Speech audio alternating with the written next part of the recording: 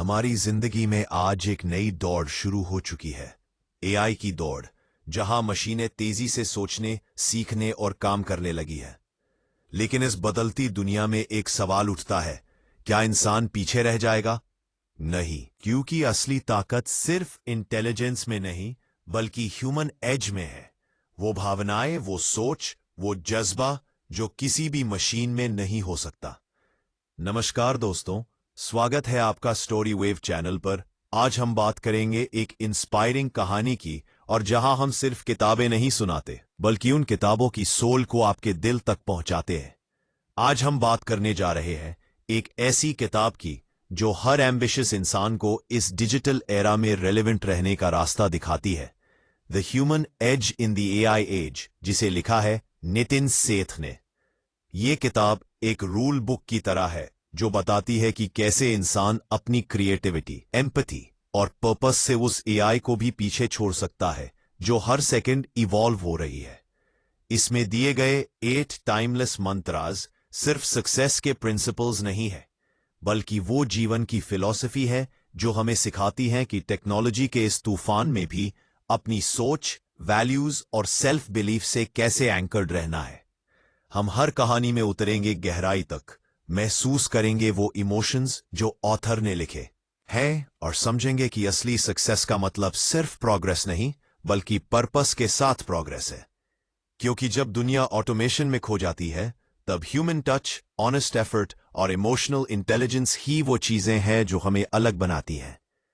तो दोस्तों, अगर आप भी इस सवाल का जवाब ढूंढ रहे हैं कि एआई के जमाने में इंसान की जगह कहां है, तो ये वीडियो आपके लिए है। आइए साथ चलते हैं इस सफर में, जहां हम समझेंगे कि कैसे अपने अंदर की ह्यूमन एज को जगाकर हम हर मशीन से आगे बढ़ सकते हैं। अगर आपको ये जर्नी पसंद आए, तो वीडियो को अंत तक जरूर देखिए, क्योंकि आखिर में आप जानेंगे वो मंत्र जो आपकी जिंदगी की डायरेक्शन बदल सकते हैं। Welcome to story wave, where knowledge meets emotion and stories change lives. Rule 1, purpose. अपनी दिशा तय करो, वरना दुनिया तुम्हें दिशा दे देगी। आज के इस एआई वाले जमाने में, जहां हर चीज तेजी से बदल रही है, हर दिन एक नई टेक्नोलॉजी आती है, हर हफ्ते कोई नया टूल, कोई नई रेस शुरू होती है। ऐसे समय में सबसे मुश्किल काम है खुद की डायरेक्शन पहचानना। लोग दौड़ तो रहे हैं, लेकिन किस ओर, पता नहीं। यही बात नितिन सेठ अपनी किताब the human edge in the AI age में बहुत खूबसूरती से बताते हैं कि अगर तुमने अपनी दिशा खुद तय नहीं की, तो दुनिया तुम्हें अपनी दिशा दे देगी। वो कहते हैं, जिंदगी में सबसे बड़ा डिसीजन यह नहीं होता कि तुम क्या कर रहे हो, बल्कि यह होता है कि क्यों कर रहे हो।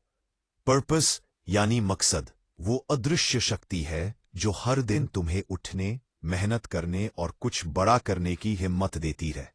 जब इंसान अपने क्यों को समझ लेता है, तो कैसे अपने आप रास्ता बना लेता है। मुझे लगता है यही लाइन पूरी जिंदगी बदल सकती है। जब तक तुम्हें अपने पर्पस का एहसास नहीं होगा, तब तक मेहनत भी डायरेक्शनलेस रहेगी। आप क्या सोचते हो? कमेंट में बताओ। क्या आपने कभी सोचा है कि आपका असली पर्पस क्या है? किताब में एक बहुत गहरी बात कही गई है कि दुनिया में 2 तरह के लोग होते हैं। एक वो जो हर सुबह उठकर वही करते हैं जो दूसरों ने उनसे एक्सपेक्ट किया है, और दूसरे वो जो खुद से पूछते हैं, क्या ये वही है जो मैं करना चाहता हूं? पहली कैटेगरी के लोग जिंदगी जीते नहीं, निभाते हैं। दूसरी कैटेगरी के लोग अपनी जिंदगी क्रिएट करते हैं। और यही डिफरेंस है फॉलोअर्स और लीडर्स में। एआई हर काम कर सकता है, लेकिन पर्पस नहीं बना सकता, क्योंकि पर्पस सिर्फ इंसान के दिल से निकलता है। मुझे यह बात बहुत पावरफुल लगी। अगर तुम्हें अपने लाइफ का पर्पस नहीं मिला, तो तुम किसी और के सपनों के लिए काम करोगे। सच में यही तो आज की सबसे बड़ी ट्रेजेडी है। लोग जॉब बदलते हैं, सिटीज बदलते हैं, लेकिन डायरेक्शन नहीं बदलते। पर्पस की क्लैरिटी के बिना सक्सेस भी हॉलो लगती है। क्या आपको भी कभी ऐसा लगा है कि आप मेहनत तो बहुत कर रहे हैं, पर मंजिल कहीं और है? कमेंट में जरूर बताना। नितिन सेठ कहते हैं कि पर्पस कोई फैंसी वर्ड नहीं, बल्कि एक गाइडिंग स्टार है। जब लाइफ में चैलेंजेस आते हैं, डिसीजंस मुश्किल लगते हैं, तभी पर्पस हमें सही रास्ते पर टिकाए रखता है। वो बताते हैं कि अगर तुम हर सुबह उठकर अपने काम से जुड़ा पैशन महसूस करते हो तो तुम सही रास्ते पर हो, और अगर हर दिन तुम्हें थका हुआ महसूस कराता है तो शायद तुम किसी और के पर्पस को पूरा कर रहे हो। मुझे यह सोचकर हमेशा मोटिवेशन मिलता है कि क्लैरिटी इज पावर। जब तुम्हें साफ दिखता है कि तुम्हारा गोल क्या है तो डिस्ट्रैक्शंस अपने आप फेड हो जाते हैं, और यही चीज हमें एआई से अलग करती है। मशीन डेटा से सोचती है, लेकिन इंसान दिल से। मशीन एफिशिएंसी लाता है, लेकिन इंसान डायरेक्शन देता है, और यही ह्यूमन एज की असली परिभाषा है। किताब में यह भी बताया गया है कि पर्पस सिर्फ पर्सनल ग्रोथ के लिए नहीं, बल्कि ऑर्गेनाइजेशनल सक्सेस के लिए भी जरूरी है। एक कंपनी जिसके एम्प्लॉयज अपने काम से इमोशनली जुड़ते हैं, वो कभी पीछे नहीं रहती। पर्पस सिर्फ पैसा नहीं कमाता, वो मीनिंग पैदा करता है, और मीनिंग ही वो चीज है जो किसी भी टेक्नोलॉजी से ऊपर है। मुझे पर्सनली ये थॉट बहुत इंस्पायरिंग लगा। सक्सेस तब तक अधूरी है जब तक उसमें मीनिंग नहीं। कितना सच है ना। हम सभी दौड़ते हैं अचीवमेंट्स के पीछे, लेकिन एक वक्त बाद रियलाइज करते हैं कि मेडल्स, मनी, फेम सब खोखले लगते हैं अगर उसमें सेटिस्फैक्शन नहीं। पर्पस वही सेटिस्फैक्शन देता है, वो इंटरनल पीस जो किसी अवार्ड में नहीं मिलती। क्या आपने कभी ऐसा एक्सपीरियंस किया है? बताओ, क्योंकि मैं मानता हूं हर किसी के अंदर एक स्टोरी छिपी होती है जो उसके पर्पस से जुड़ी होती है। एआई की दुनिया में जहां हर चीज ऑटोमेटेड हो रही है, वहां पर्पस वो चीज है जो हमें ह्यूमन बनाए रखती है। मशीन को कोई फर्क नहीं पड़ता कि उसका काम क्यों हो रहा है, लेकिन इंसान को पड़ता है। जब हम अपने काम को किसी बड़े मकसद से जोड़ देते हैं, चाहे वो फैमिली के लिए हो, सोसाइटी के लिए हो, या सेल्फ ग्रोथ के लिए, तो एनर्जी अपने आप मल्टीप्लाई हो जाती है। मुझे लगता है यही वो सीक्रेट है जो हर यूथ को समझना चाहिए। डिग्री और स्किल जरूरी है, लेकिन पर्पस उसके पीछे की आग है। बिना पर्पस के स्किन सिर्फ नॉइज है, लेकिन जब पर्पस जुड़ता है तो वही स्किल इंपैक्ट बन जाती है। और अंत में नितिन सेठ हमें याद दिलाते हैं कि पर्पस ढूंढना कोई ओवरनाइट जर्नी नहीं, बल्कि लाइफ लॉन्ग डिस्कवरी है। इसे पाने के लिए साइलेंस चाहिए, सेल्फ रिफ्लेक्शन चाहिए, और सबसे जरूरी ऑनेस्टी विद योरसेल्फ। जब तुम सच में खुद से पूछोगे मैं क्यों हूं, तब तुम्हारा रास्ता अपने आप साफ होने लगेगा। मेरा रिव्यू यही है। इस चैप्टर ने मुझे सोचने पर मजबूर किया कि शायद हम सबको अपनी जिंदगी थोड़ी धीमी करनी चाहिए, रुककर अपने क्यों को सुनना चाहिए। क्योंकि जब तक तुम अपने पर्पस को नहीं पहचानोगे, तब तक तुम किसी और के स्क्रिप्ट में कैरेक्टर बनकर रह जाओगे, हीरो नहीं। तो दोस्तों, अगर आप भी चाहते हो कि आपकी जिंदगी सिर्फ काम, स्ट्रगल और सर्वाइवल से आगे बढ़कर मीनिंगफुल बने, तो पर्पस ढूंढना शुरू करो। मशीन को स्पीड चाहिए, इंसान को डायरेक्शन, और जब दोनों मिल जाएं, तो मिरेकल होता है। आपको क्या लगता है, क्या पर्पस ही लाइफ का असली जीपीएस है? कमेंट में बताना, क्योंकि शायद आपकी बात किसी और की डायरेक्शन बदल दे। Rule 2, continuous learning. सीखना बंद मतलब बढ़ना बंद। जिंदगी का सबसे बड़ा सच यही है कि सीखना कभी खत्म नहीं होता। जैसे बहता हुआ पानी साफ रहता है, वैसे ही जो इंसान हर दिन कुछ नया सीखता है, वो कभी रुकता नहीं, कभी पुराना नहीं होता। आज की एआई वाली दुनिया में जहां नॉलेज हर सेकंड अपडेट हो रही है, वहां वो इंसान ही आगे बढ़ेगा जो लर्निंग को लाइफस्टाइल बना लेगा। जब नितिन सेठ कंटिन्यूअस लर्निंग की बात करते हैं, तो वो सिर्फ किताबों से सीखने की बात नहीं करते, बल्कि एक माइंडसेट की बात करते हैं। द लर्नर्स माइंडसेट, एक ऐसा नजरिया जिसमें हर गलती, हर चैलेंज, हर फेलियर भी एक टीचर बन जाता है। वो कहते हैं कि एआई लाखों डेटा एनालाइज कर सकता है, लेकिन इंसान के पास वो क्यूरियोसिटी है जो उसे नए सवाल पूछने, नए रास्ते खोजने की ताकत देती है। और यही क्यूरियोसिटी इंसान को ग्रोथ की तरफ ले जाती है। मुझे लगता है ये बात सच में लाइफ बदलने वाली है, क्योंकि जब तुम सीखना बंद कर देते हो, तो तुम पढ़ना बंद कर देते हो। हर दिन अगर कुछ नया नहीं सीखा, तो उस दिन को जिंदगी के कैलेंडर से निकाल दो। वो बस एग्जिस्टेंस था, लिविंग नहीं। आप क्या सोचते हो, क्या सीखना ही असली ग्रोथ का दूसरा नाम है? कमेंट में बताओ।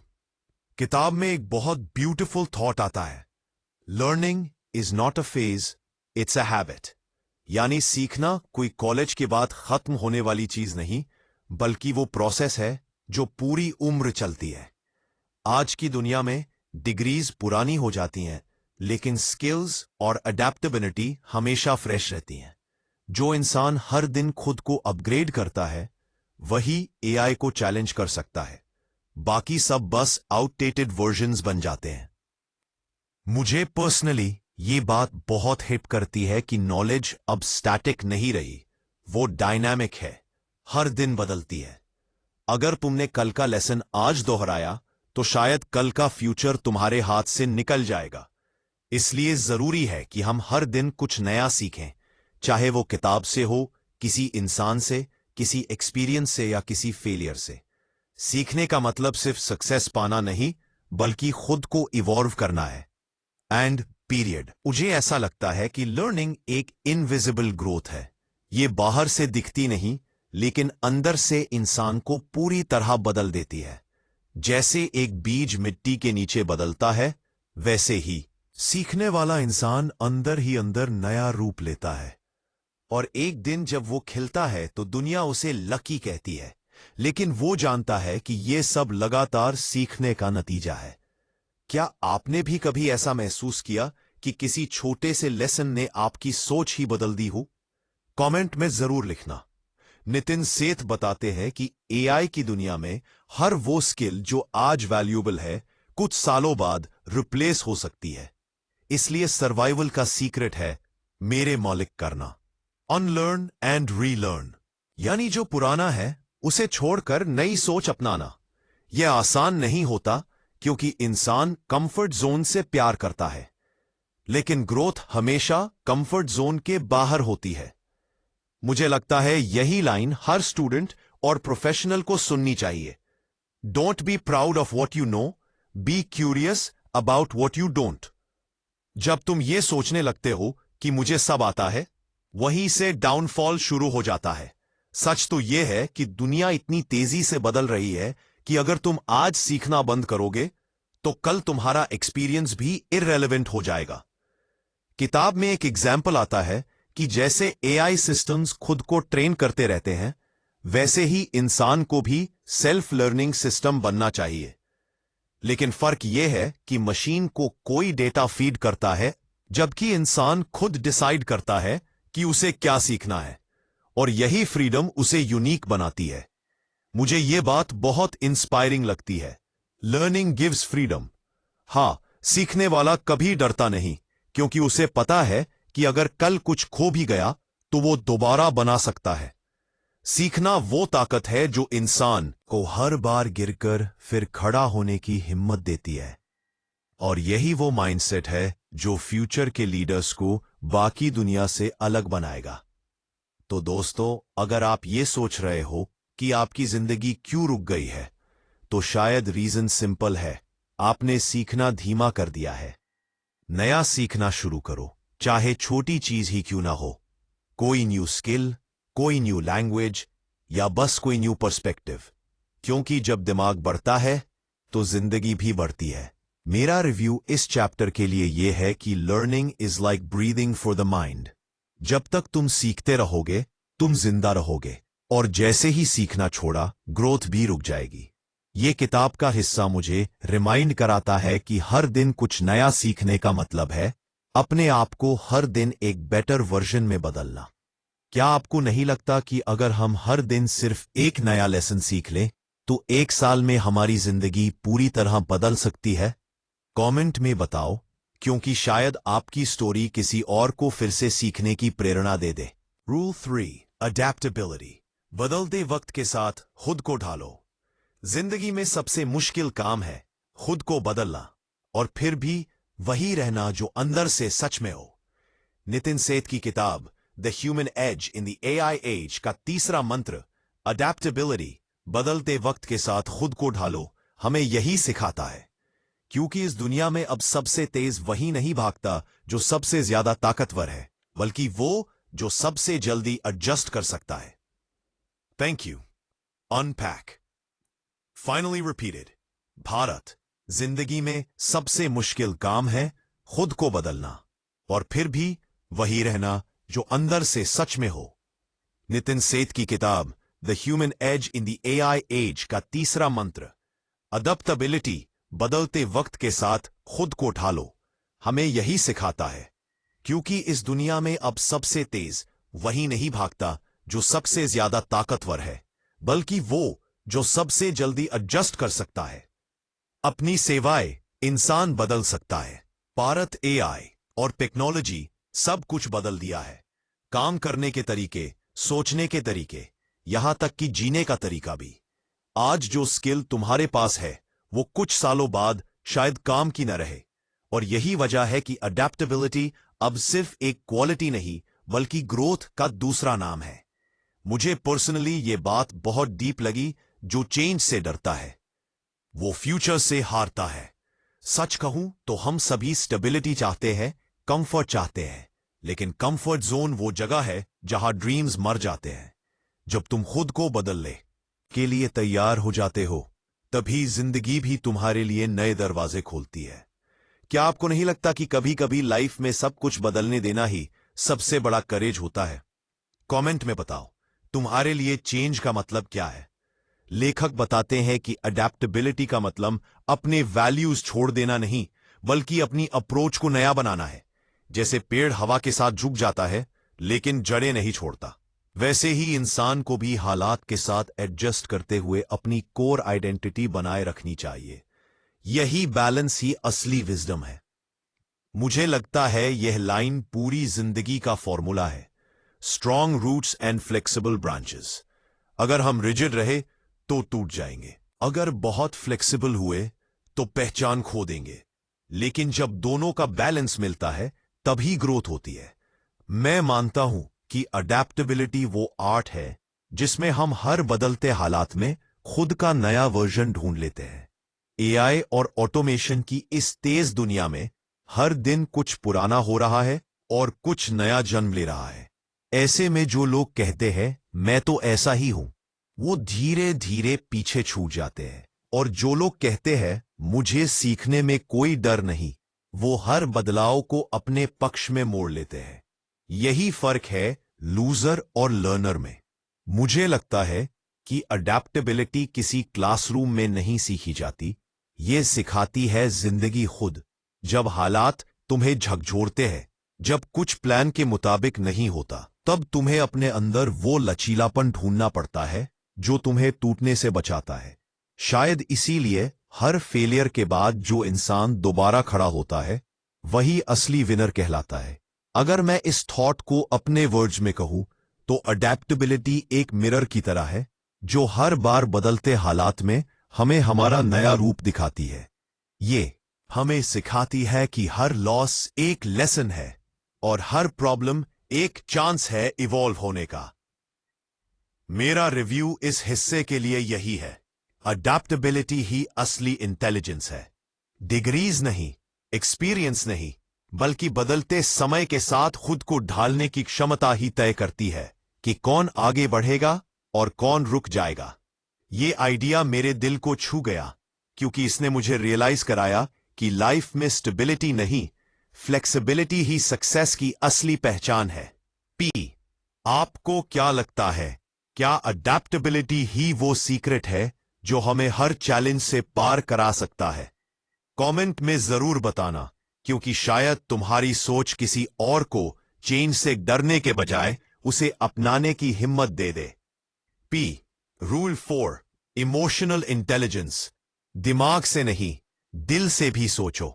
पी, कभी सोचा है कि इतने सारे इंटेलिजेंट लोग होने के बावजूद भी कुछ ही लोग जिंदगी में सच्चे मायनों में सक्सेसफुल और पीसफुल क्यों होते हैं? जवाब एक शब्द में छिपा है, इमोशनल इंटेलिजेंस, यानी दिमाग से नहीं दिल से भी सोचना। आज जब एआई हर काम लॉजिक से कर सकता है, तब इंसान की असली ताकत उसकी फीलिंग्स समझने की कैपेसिटी में है। मशीन सोच सकती है लेकिन महसूस नहीं कर सकती, और यही हमें यूनिक बनाता है। इसके बाद किताब में बताया गया है कि इमोशनल इंटेलिजेंस सिर्फ इमोशंस कंट्रोल करने की बात नहीं है, बल्कि उन्हें समझने की, उनका इस्तेमाल करने की कला है। जब हम दूसरों के इमोशंस को पहचानते हैं, एम्पैथी दिखाते हैं और काम रहकर फैसले लेते हैं, तभी हम लीडर्स बनते हैं। चाहे वर्कप्लेस हो या रिलेशनशिप्स, दिमाग से नहीं, दिल से कनेक्ट करना ही सबसे बड़ा एज है जो किसी मशीन के पास नहीं होगा। मुझे लगता है यही वो लाइन है जो जिंदगी की डायरेक्शन बदल सकती है। स्मार्ट होना अच्छा है, लेकिन काइंड होना उससे ज्यादा जरूरी। मैंने महसूस किया है कि जब आप किसी के इमोशंस को समझते हैं, तो आप सिर्फ उनका दिल नहीं जीतते, बल्कि उनका भरोसा भी। और यही भरोसा किसी भी रिलेशन या बिजनेस की नींव होता है। क्या आपको नहीं लगता कि आज की डिजिटल दुनिया में इमोशनल कनेक्शन की सबसे ज्यादा कमी है? कमेंट में बताना, क्योंकि शायद यह आपकी स्टोरी भी हो। नितिन सेठ ये बताते हैं कि जिस इंसान के अंदर इमोशनल इंटेलिजेंस होता है, वो हर मुश्किल में भी शांत रहना जानता है। वो गुस्से में रिएक्ट नहीं करता, बल्कि रिस्पॉन्ड करता है। और यही फर्क है एक नॉर्मल इंसान और इमोशनली स्ट्रांग इंसान में। वो समझता है कि हर इंसान अपनी लड़ाई लड़ रहा है, इसलिए वो दूसरों पर जजमेंट नहीं करता, बस कंपैशन दिखाता है। मेरा रिव्यू इस हिस्से के लिए यह है कि इमोशनल इंटेलिजेंस कोई स्किल नहीं, एक वे ऑफ लिविंग है। मैंने खुद देखा है कि जब आप लोगों के साथ रिस्पेक्ट और अंडरस्टैंडिंग से पेश आते हो, तो दुनिया भी आपके लिए सॉफ्ट हो जाती है। जिंदगी आसान नहीं होती, लेकिन दिल से सोचने वाला इंसान हर प्रॉब्लम को ह्यूमन टच से हल कर देता है। Rule 5, resilience. गिरो तो फिर उठो, और पहले से मजबूत उठो। जिंदगी कभी सीधी रेखा की तरह नहीं चलती, इसमें उतार चढ़ाव है, जीत और हार है, हंसी और आंसू है। लेकिन असली फर्क इस बात से नहीं पड़ता कि तुम कितनी बार गिरे, बल्कि इस बात से कि तुम हर बार कैसे उठे। यही है रेजिलियंस, गिरकर फिर उठने की ताकत और पहले से ज्यादा मजबूत उठने की हिम्मत। नितिन सेठ बताते हैं कि जब इंसान के अंदर रेजिलियंस होती है, तो कोई भी मुश्किल उसे ज्यादा देर तक रोक नहीं सकती। जिंदगी हमेशा तुम्हारे इरादों की परीक्षा लेती है। कभी हालात तोड़ते हैं, कभी लोग, लेकिन वही इंसान आगे बढ़ता है जो अंदर से टूटा नहीं, बल्कि और ठोस हो गया। जैसे लोहा आग में तपकर और मजबूत होता है, वैसे ही इंसान भी दर्द से गुजरकर अपनी पहचान बनाता है। मुझे लगता है यही वो सोच है जो जिंदगी का पूरा नजरिया बदल देती है। हर गिरावट एक नए उठने की तैयारी होती है। सच कहूं तो हम में से ज्यादातर लोग गिरने से डरते हैं, लेकिन शायद गिरना ही वो रास्ता है जो हमें खुद से मिलाता है। क्या आपको नहीं लगता कि अगर गिरने को डर की बजाय सीखने की तरह देखा जाए, तो हर हार हमें और ताकतवर बना सकती है? कमेंट में बताना, क्योंकि ये सवाल हर किसी की कहानी से जुड़ा है। रेजिलियंस का मतलब सिर्फ धैर्य रखना नहीं, बल्कि अपने दर्द से मीनिंग निकालना है। हर स्ट्रगल हमें कुछ सिखाती है। Patience, strength, faith. जो इंसान हार के बाद भी मुस्कुराता है, वो दुनिया को साइलेंटली बताता है कि मैं अभी खत्म नहीं हुआ। यही रेजिलियंस है, वो इनर पावर जो किसी एल्गोरिदम से नहीं सीखी जा सकती। मेरा रिव्यू इस हिस्से के लिए यह है कि रेजिलियंस हमें याद दिलाता है कि सक्सेस का मतलब कभी ना गिरना नहीं है, बल्कि हर बार गिरकर उठने की कैपेसिटी है। जब मैं सोचता हूं, तो समझ आता है कि लाइफ की हर चोट ने मुझे पहले से बेहतर बनाया। शायद यही रीजन है कि आज जब कुछ गलत होता है, तो डर कम लगता है, क्योंकि अब भरोसा है कि चाहे जितनी बार गिरूं, उठना आता है। जिंदगी हमें तोड़ती इसलिए है ताकि वो हमें हमारे असली रूप में ढाल सके। और जब वो रूप तैयार होता है, तो हम खुद को पहचान नहीं पाते, क्योंकि अब हम वैसे नहीं रहे। अब हम स्ट्रॉन्गर, वाइजर और फियरलेस हो चुके हैं। पद्मा। Rule 6, focus. हर डिस्ट्रैक्शन से ऊपर उठो। आज की दुनिया में सबसे महंगी चीज अगर कोई है, तो वो है ध्यान। फोन की notifications, social media, endless scrolling, सब मिलकर हमारी एनर्जी को टुकड़ों में बांट देते हैं। और जब दिमाग हर तरफ भटक रहा हो, तो कोई भी काम पूरा नहीं होता, कोई भी सपना सच नहीं बनता। यही वजह है कि नितिन सेठ कहते हैं, अगर तुम्हें कुछ बड़ा करना है तो तुम्हें हर डिस्ट्रैक्शन से ऊपर उठना सीखना होगा। फोकस वो शक्ति है जो किसी ऑर्डिनरी इंसान को एक्स्ट्रा ऑर्डिनरी बना देती है। सोचो, सूरज की रोशनी जब बिखरी होती है तो बस उजाला करती है, लेकिन जब वही रोशनी एक लेंस से होकर एक बिंदु पर पड़ती है तो आग लगा देती है। जिंदगी भी कुछ ऐसी ही है। जब तुम्हारा ध्यान बिखरा होता है तो एनर्जी बस खर्च होती है, लेकिन जब वही एनर्जी एक दिशा में जाती है तो मिरेकल्स होते हैं। फिर मुझे लगता है ये लाइन किसी की भी जिंदगी बदल सकती है। Distraction is not just stealing your time, it's stealing your dreams. सच कहूं तो कभी कभी हम खुद महसूस करते हैं कि हम हर दिन व्यस्त हैं, लेकिन प्रगति नहीं हो रही। इसका कारण यही है कि हमारा ध्यान बहुत जगह बढ़ चुका है। क्या आपने भी कभी ऐसा महसूस किया है कि मेहनत के बावजूद रिजल्ट नहीं मिल रहा? कमेंट में बताना, शायद ये कहानी किसी और को भी रिलेट हो।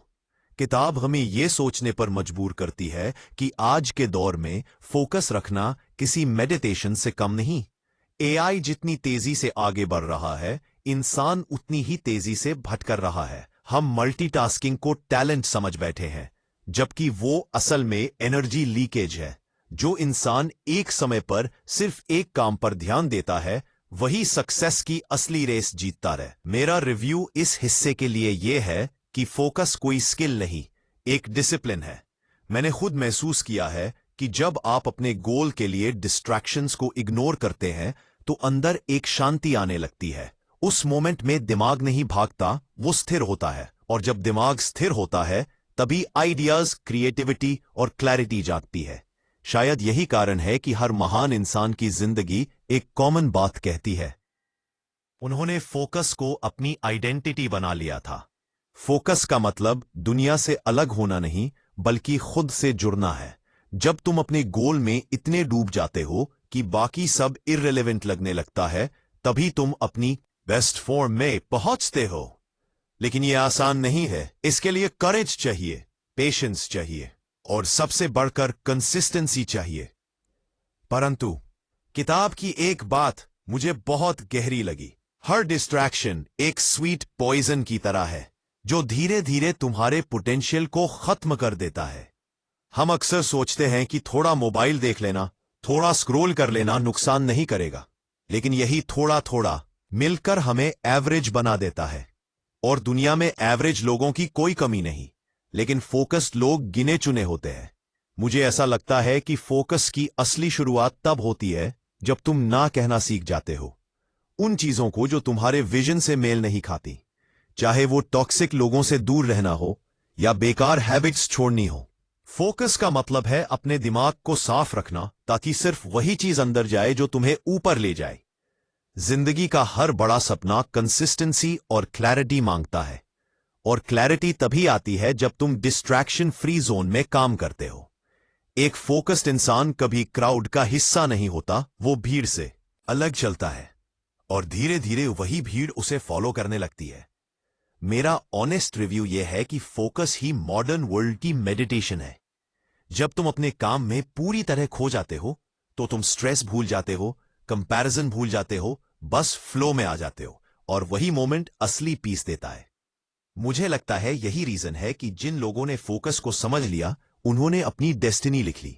आप बताओ, क्या आपको नहीं लगता कि अगर इंसान अपने हर दिन का सिर्फ 1 घंटा प्योर फोकस से दे तो उसकी पूरी जिंदगी बदल सकती है? कमेंट में लिखो, क्योंकि शायद तुम्हारा एक छोटा सा थॉट किसी और को डिस्ट्रैक्शन से बाहर निकलने की ताकत दे दे।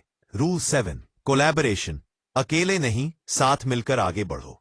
कहते हैं अगर तेज जाना है तो अकेले चलो, लेकिन अगर दूर तक जाना है तो साथ चलो। यही बात कोलैबोरेशन की असली ताकत बताती है। आज की दुनिया में जहां एआई, ऑटोमेशन और मशीन्स इंसान की जगह ले रही है, वही टीम वर्क और कोलैबोरेशन वो चीजें हैं जो किसी भी इंसान को रिप्लेस नहीं की जा सकती। क्योंकि टेक्नोलॉजी तेज है, लेकिन इंसान के पास दिल है, एम्पैथी है और मिलकर काम करने की क्षमता है। कई बार हम ये भूल जाते हैं कि हर बड़ी सफलता किसी अकेले इंसान की कहानी नहीं होती। चाहे वो स्टीव जॉब्स हों, इलॉन मस्क हों या एपीजे अब्दुल कलाम, इन सभी के पीछे एक टीम थी, जिसने उनके विजन को रियलिटी में बदला। अकेले ब्रिलियंस कमाल नहीं कर सकती, उसे साथियों की एनर्जी और ट्रस्ट की जरूरत होती है। कोलैबोरेशन का मतलब बस काम बांटना नहीं, बल्कि एक दूसरे की स्ट्रेंथ्स को पहचानना और मिलकर कुछ ऐसा बनाना जो अकेले कोई नहीं कर पाता।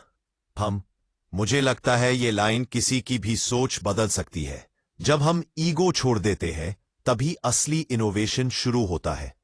मैंने खुद देखा है कि कई बार हम अपने आइडियाज से इतने जुड़े रहते हैं कि दूसरों की बात सुनना मुश्किल लगने लगता है। लेकिन जब आप दूसरों के नजरिए से सोचते हैं, तो पॉसिबिलिटीज खुलने लगती है। क्या आपने भी कभी ऐसा महसूस किया है कि किसी ग्रुप प्रोजेक्ट या टीम वर्क में आपकी सोच किसी और के थॉट से मिलकर और भी पावरफुल बन गई? कमेंट में जरूर बताना। परंतु कोलैबोरेशन की खूबसूरती यही है कि ये कंपटीशन से कोऑपरेशन की तरफ ले जाती है। आज की कॉर्पोरेट वर्ल्ड में एआई और डेटा जितना भी स्मार्ट क्यों न हो, लेकिन ह्यूमन कनेक्शन और इमोशनल बॉन्डिंग वो चीज है जो हर टीम को जीत दिलाती है। जब लोग एक दूसरे को सुनते हैं, सपोर्ट करते हैं और क्रेडिट शेयर करते हैं, तभी सक्सेस स्थायी बनती है। मेरा रिव्यू इस हिस्से के लिए यह है कि कोलैबोरेशन सिर्फ प्रोफेशनल स्किल नहीं। जब इंसान ये समझ लेता है कि मैं सब कुछ अकेले नहीं कर सकता, तो ईगो से ज्यादा विजडम बोलने लगती है। मैंने महसूस किया है कि जब हम दूसरों पर भरोसा करते हैं, तो न सिर्फ टीम ग्रो करती है, बल्कि हम खुद भी बेटर इंसान बनते हैं। मेरा रिव्यू इस हिस्से के लिए यह है कि कोलैबोरेशन सिर्फ प्रोफेशनल स्किल नहीं, एक इमोशनल मैच्योरिटी है, और यही चीज है जो हर टीम को जीत दिलाती है। नितिन सेठ ने यह बहुत अच्छे से दिखाया कि कोलैबोरेशन क्रिएटिविटी को मल्टीप्लाई करता है। जब अलग अलग दिमाग, अलग एक्सपीरियंसेस और अलग कल्चर्स एक जगह मिलते हैं, तो इनोवेशन एक्सप्लोड करता है। यही कारण है कि दुनिया की सबसे बड़ी कंपनीज डाइवर्स टीम्स बनाती हैं, क्योंकि वो जानती हैं कि डाइवर्सिटी ही ग्रोथ का सीक्रेट है। मुझे लगता है कि कोलैबोरेशन सिर्फ ऑफिस या बिजनेस के लिए नहीं, बल्कि जिंदगी के हर रिश्ते में जरूरी है, चाहे वो दोस्ती हो, परिवार हो या सोसाइटी। जब हम एक दूसरे को अपलिफ्ट करते हैं, तो जिंदगी ज्यादा मीनिंगफुल बनती है। कोई भी इंसान अकेले परफेक्ट नहीं, लेकिन जब हम एक दूसरे की कमियों को स्ट्रेंथ से भरते हैं, तभी हार्मनी बनती है। कई बार लोग सोचते हैं कि अकेले काम करने से स्पीड बढ़ती है, लेकिन कोलैबोरेशन से डायरेक्शन मिलती है, और डायरेक्शन के बिना स्पीड का कोई मतलब नहीं। Think about it. अगर कोई इंसान गलत दिशा में तेज भाग रहा है, तो वो बस जल्दी भटक जाएगा। लेकिन अगर एक टीम सही दिशा में स्टेडी चल रही है, तो वो धीरे धीरे इतिहास बना देती है। मेरा ऑनेस्ट रिव्यू है कि कोलैबोरेशन एक इनविजिबल सुपर पावर है। जब लोग अपने ईगो को पीछे छोड़कर मिलकर काम करते हैं, तो कुछ जादू सा होता है। आइडियाज फ्रीली फ्लो करते हैं, लोगों में बिलोंगिंगनेस आती है और एनर्जी मल्टीप्लाई होती है। मैंने खुद महसूस किया है कि जब आप दूसरों के साथ मिलकर कुछ बड़ा करते हैं, तो हैप्पीनेस और सैटिस्फैक्शन दोनों डबल हो जाते हैं। आप बताओ, क्या आपको नहीं लगता कि आज की एआई ड्रिवन दुनिया में सबसे बड़ा ह्यूमन एज यही है कि हम साथ रह सकते हैं, सुन सकते हैं और समझ सकते हैं? कमेंट में लिखो कि क्या कोलैबोरेशन आपको भी लगता है सक्सेस का सबसे अंडररेटेड सीक्रेट? Rule 8, integrity. सच्चाई और एथिक्स को कभी मत छोड़ो। कभी कभी जिंदगी में ऐसे मोड़ आते हैं जहां आसान रास्ता और सही रास्ता दोनों हमारे सामने होते हैं। आसान रास्ता तुरंत फायदा देता है, लेकिन सही रास्ता अंदर से सुकून देता है। यही फर्क इंटेग्रिटी का है, वो ताकत जो हमें दुनिया की भीड़ से अलग बनाती है। नितिन सेठ बताते हैं कि असली सफलता वही है जो ईमानदारी के रास्ते पर चलकर हासिल की जाए, वरना वो सफलता बस एक झूठी चमक है जो कुछ समय बाद फीकी पड़ जाती है। कई बार जिंदगी हमें टेम्प्ट करती है, शॉर्टकट लेने को कहती है, झूठ बोलने का मौका देती है या दूसरों को पीछे छोड़ने का रास्ता दिखाती है। लेकिन जो इंसान इन प्रलोभनों के बीच भी अपनी सच्चाई नहीं छोड़ता, वही असली जीतता है। क्योंकि इंटेग्रिटी का मतलब सिर्फ दूसरों के सामने ईमानदार होना नहीं है, बल्कि खुद के सामने सच्चा रहना है। जब आप रात को चैन से सो सकते हैं, तो समझो कि आपने दिन ईमानदारी से जिया। मुझे लगता है ये सोच किसी की भी जिंदगी बदल सकती है। सक्सेस से पहले कैरेक्टर बनाओ, क्योंकि कैरेक्टर ही सक्सेस को संभालता है। मैंने देखा है कि आज की फास्ट लाइफ में लोग स्मार्ट बनना चाहते हैं, लेकिन रेयरली ऑनेस्ट। और यही कारण है कि ट्रस्ट की कमी बढ़ती जा रही है। क्या आपको नहीं लगता कि अगर दुनिया में हर कोई थोड़ा और ईमानदार हो जाए, तो शायद हर रिश्ता और हर काम ज्यादा मीनिंगफुल हो जाए? कमेंट में बताना, क्योंकि यह बात सिर्फ बुक्स नहीं, दिलों को छू जाती है। इंटेग्रिटी वो मिरर है जिसमें हमारी आत्मा खुद को देखती है। अगर वो साफ है, तो दुनिया चाहे कुछ भी कहे, हम अंदर से मजबूत रहते हैं। लेकिन अगर वो धुंधला हो जाए, तो सफलता का कोई अर्थ नहीं बचता। बड़े बड़े लीडर्स ने यह बात साबित की है कि जब आप ट्रूथ और एथिक्स को अपने डिसीजंस का आधार बनाते हैं, तो आपकी रेप्यूटेशन खुद आपकी ताकत बन जाती है। मेरा रिव्यू इस हिस्से के लिए यह है कि इंटेग्रिटी शायद सबसे अंडररेटेड स्किल है इस एआई और मॉडर्न टेक की दुनिया में। मशीन्स कैलकुलेशन कर सकती हैं, लेकिन ईमानदारी सिर्फ इंसान के पास है। मैंने महसूस किया है कि जब आप एथिकल रहते हैं, तो हर काम में एक प्योरिटी महसूस होती है, जैसे यूनिवर्स खुद आपको सपोर्ट कर रहा हो। और शायद यही वजह है कि जिन लोगों के पास इंटेग्रिटी होती है, उनके वर्ड्स में वेट होता है और उनके एक्शंस में रिस्पेक्ट। आखिर में यह समझना जरूरी है कि इंटेग्रिटी कोई रूल नहीं, बल्कि लाइफस्टाइल है। जब आप हर छोटे काम में भी सच्चाई रखते हैं, चाहे कोई देखे या ना देखे, तब आप वो इंसान बन जाते हैं जो सिर्फ सफल नहीं, बल्कि सम्मानित भी होता है। और याद रखो, दुनिया में सबसे बड़ी लग्जरी है अपना सिर ऊंचा रखकर जीना। जिंदगी में जीत उसी की होती है जो अपने मूल्यों से समझौता नहीं करता। Human edge in the AI age हमें यही सिखाती है कि इस डिजिटल और कॉम्पिटिटिव दुनिया में असली एज टेक्नोलॉजी नहीं, बल्कि ह्यूमैनिटी, इंटेग्रिटी और पर्पस है। एआई हमारी एफिशिएंसी बढ़ा सकता है, लेकिन कैरेक्टर सिर्फ हम खुद बना सकते हैं। इसलिए जब भी जिंदगी तुम्हें आसान और सही रास्ते में से किसी एक को चुनने का मौका दे, तो हमेशा वो रास्ता चुनो जो तुम्हारे अंदर के इंसान को जिंदा रखे। मुझे सच में लगता है कि अगर हम सबने इन 8 मंत्रास को दिल से अपनाया, purpose, learning, adaptability, emotional intelligence, resilience, focus, collaboration and integrity, तो हम न सिर्फ सफल बनेंगे, बल्कि एक बेहतर इंसान भी बन पाएंगे। आप बताओ, इन 8 में से कौन सा मंत्र आपको सबसे ज्यादा पावरफुल लगा? कमेंट में जरूर लिखना, मैं आपके विचार जानना चाहूंगा। और अगर आपको ये कहानी पसंद आई हो, तो इसे शेयर करना मत भूलना। शायद किसी और की जिंदगी की दिशा भी इससे बदल जाए।